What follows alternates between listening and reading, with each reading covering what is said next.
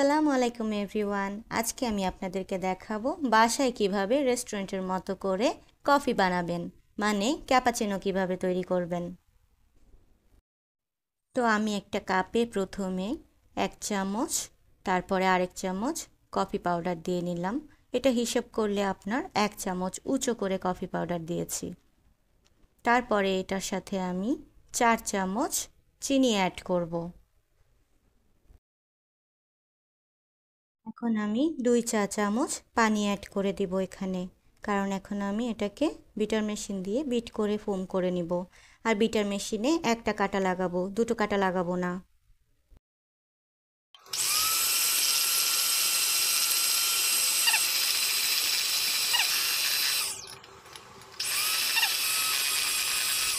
তো তৈরি হয়ে গেল আমার কফির ফোমটা। দেখুন কীরকম শক্ত আর ঘন হয়েছে। এখন আমি চুলায় একটা হাঁড়ি বসিয়ে নিলাম আর তাতে 2 কাপ পানি দিব। প্রতি কাপ পানি অবশ্যই 2 আঙ্গুল কম করে দিতে হবে, কারণ ফোমের কারণে কাপে অনেকটা জায়গা চলে যাবে। তো আমি 2 কাপ পানি জাল করে নিব এবং তাতে আমি 4 চামচের 4 চামচ উঁচু করে দুধ দিয়ে দুটো বলক আনিয়ে নিব।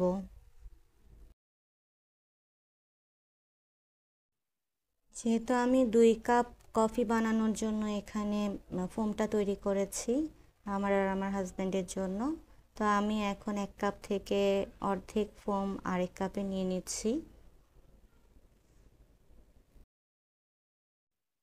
এখন আমি গরম দুধটা কাপের একটা কর্নারে একদম সাইড করে আস্তে আস্তে করে ঢালবো।